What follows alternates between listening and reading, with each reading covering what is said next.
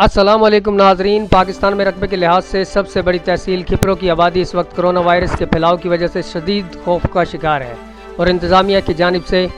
मसाजिद में ऐलानात कराए गए हैं, जिसमें दफ़ा 144 के नफाज के बारे में बताया गया। और SHO खिपरो गुलजार मरी ने शादी हाल के मालकान मदारिस के कारी साहिबान से मीटिंग करके उन्हें शादी हाल और मदारिस 31 मार्च तक बंद रखने का हुक्म दिया है, जबकि दूसरी जानिब खिपरो सिविल अस्पताल में सहूलियात न होने के बराबर है और कोरोना के नाम पर बनाया गया वार्ड भी अक्सर बंद नजर आता है। ज़राए से मालूम हुआ है कि कोरोना वायरस का वार्ड सिर्फ एक पैनाफ्लेक्स बनाकर लगा दिया है, अंदर कोई बेड वगैरह नहीं होता है। सिविल अस्पताल खिपरो में इलाज के लिए आने वाले मरीजों का कहना था कि सिविल अस्पताल में बुखार की गोली या एक सिरिंज तक तो दस्तयाब नहीं, ये कोरोना वायरस का इलाज कहाँ से करेंगे। खिपरो के जमीयत उलमा इस्लाम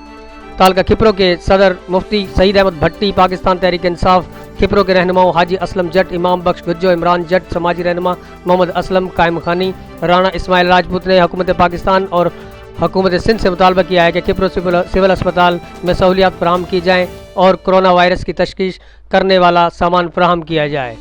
सांगर न्यूज़, खिपरो, फरीद मुगल।